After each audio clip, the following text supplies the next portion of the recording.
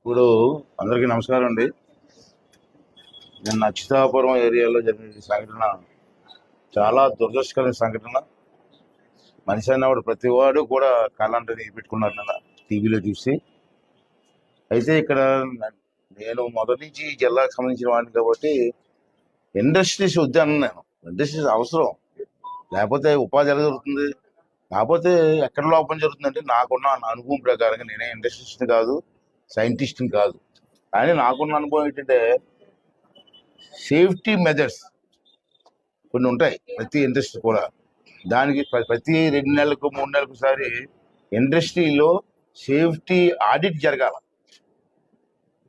ఎలాగుంది ఇండస్ట్రీ, దాని పరిస్థితి ఏంటి, అన్ని జరగాల. అది సక్రమంగా జరగలేదు అన్నది నా తాలూకు అనుభవం చెప్తాను. ఎంతవరకు వాస్తవం నాకు తెలియదు, ఏం జరిగిందో నాకు తెలియదు, కానీ సేఫ్టీ మెథడ్స్ మాత్రం తీసుకోవాలి, గవర్నమెంట్ తీసుకోవాలా.